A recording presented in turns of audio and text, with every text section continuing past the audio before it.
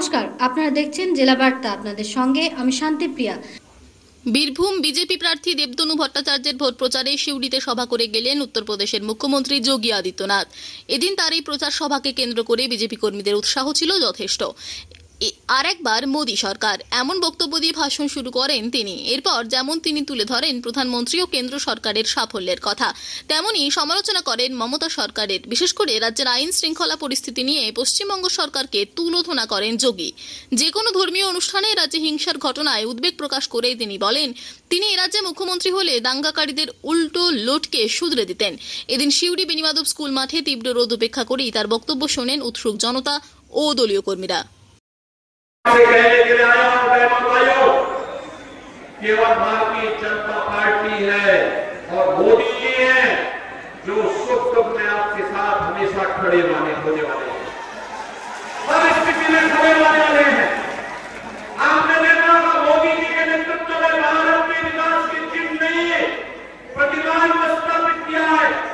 आज दुनिया के अंदर भारत का सम्मान बढ़ा, भारत की सीमाएं सुरक्षित हुई है। कांग्रेस नेतृत्व की सरकार थी, पाकिस्तान परस्त आतंकवादी भारत की सीमा का अतिक्रमण करते हुए भारत में आते थे, जगह जगह को विस्फोट करते थे। आज मोदी जी के नेतृत्व की सरकार में आप देखते होंगे, आपको आतंकवादी घटनाएं नहीं घटित होती, आतंकवाद और नक्सलवाद को तो नियंत्रित किया जा चुका है।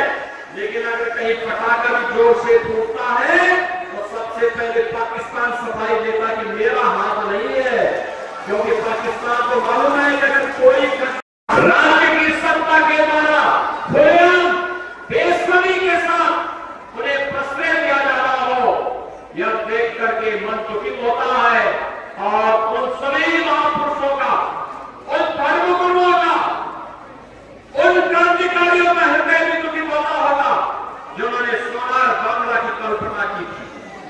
बहनों और भाइयों, आज जब 2024 के लोकसभा चुनाव के चौथे चरण के लिए संग्राम करने के लिए मुझे बीरभूम में आने का अवसर प्राप्त हुआ है, और मैं पूछना चाहता हूं यहाँ जी तृणमूल कांग्रेस को और इंडी गठबंधन के साथ दिल्ली में सहयोग करने वाले, कांग्रेस के सहयोग करने वाले कम्युनिस्ट और तृणमूल कांग्रेस से मैं पूछना चाहता हूं, भारत के विभाजन का आधार क्या था?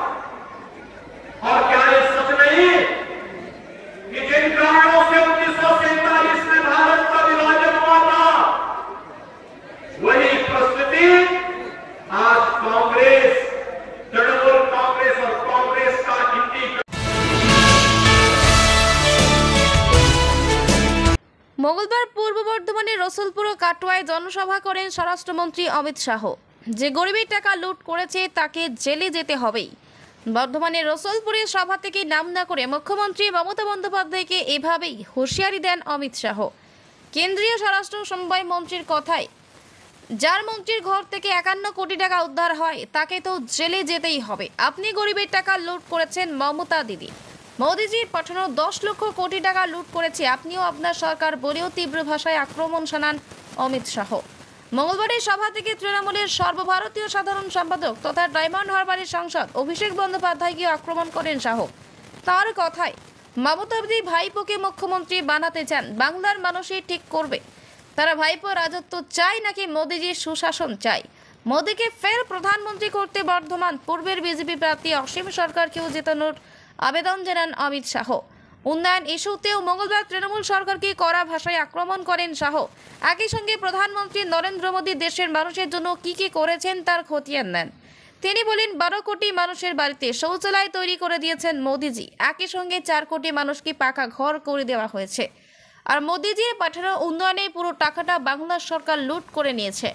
রাম মন্দির ইস্যুতে এদিন শাহ কংগ্রেস, তৃণমূল এবং বামেদের একযোগে আক্রমণ করেন। তার কথায়, মোদিজি ক্ষমতায় এসে রাম মন্দির মামলা জিতেছেন, ভূমি পুজো করেছেন এবং রাম লালার প্রাণ প্রতিষ্ঠাও করেছেন। আর তৃণমূল কংগ্রেস এবং কমিউনিস্টরা রাম মন্দিরের বিরোধিতা করেছে। তৃণমূল সরকার কেন্দ্রের প্রকল্পগুলির নাম পরিবর্তন করে দিচ্ছে বলে বর্ধমান সভা থেকে অভিযোগ করেন অমিত শাহ। তিনি বলেন, দিদি সরকার কেন্দ্রীয় প্রকল্পগুলির নাম পরিবর্তন করে দিচ্ছে। नई रेलवे लाइन हुई, दुर्गापुर और आसनसोल के रेलवे स्टेशन नए बनाए गए। आवास योजना में 18,000 घर मोदी जी ने भेजा। 7 लाख लोगों को गैस का सिलेंडर दिया। जन धन योजना में हर महीने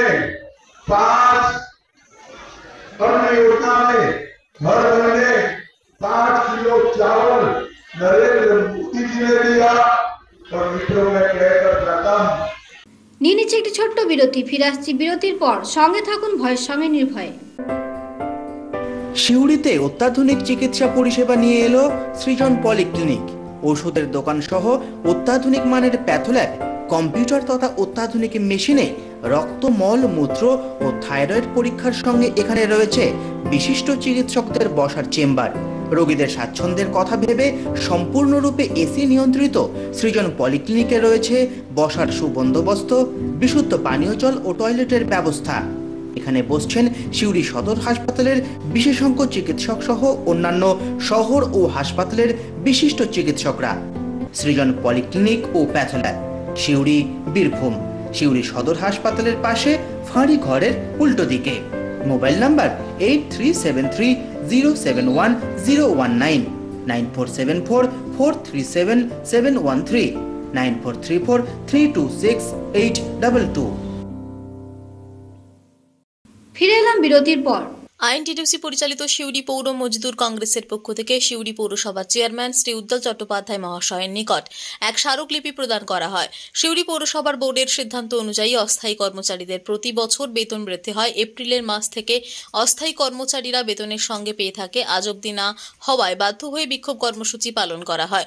জেলা সভাপতি মৃণাল কান্তি বসু জানান, যদি কোনো ব্যবস্থা না গ্রহণ করেন সাধারণ নির্বাচনের পর বৃহত্তর আন্দোলন করতে বাধ্য হব। যদি হয় এর দায়িত্ব কর্তৃপক্ষের উপর বর্তাবে। বারংবার জানানো সত্ত্বেও প্রভিডেন্ট ফান্ড থেকে অস্থায়ী কর্মচারীদের বঞ্চিত করা হচ্ছে, অথচ সরকারি নিয়ম অনুযায়ী প্রত্যেকের পিএফ চালু করতে হবে। অন্যান্য দাবি দেওয়া বিশেষভাবে উল্লেখ করা হয়।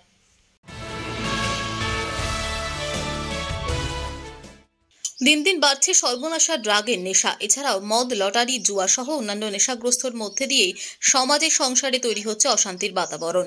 পাশাপাশি মোবাইলে আসক্ত যুব সমাজও বিপদগামী হয়ে পড়ছে।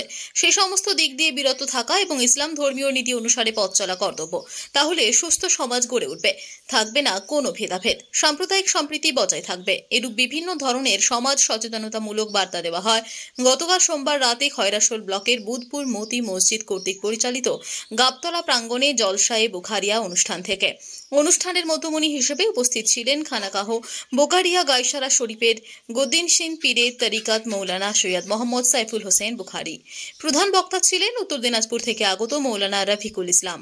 এছাড়াও ছিলেন হাফিজ সামিউল খান, হাজি নজরুল ইসলাম খান, মৌলানা মোহাম্মদ সামিম, হাফিজ জাহাঙ্গীর সহ অন্যান্য আলেম উলেমায়গণ। শেখ রিয়াজউদ্দিনের রিপোর্ট, জনকণ্ঠ টিভি নিউজ।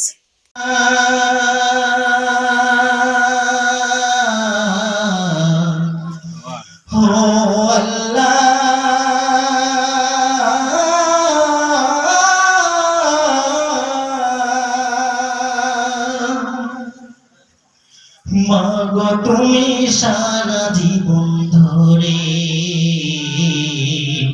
তোমার জীবন বিলিয়ে দিলে শুধু আমার তরে। আজকে জেলা বার্তা এই পর্যন্তই।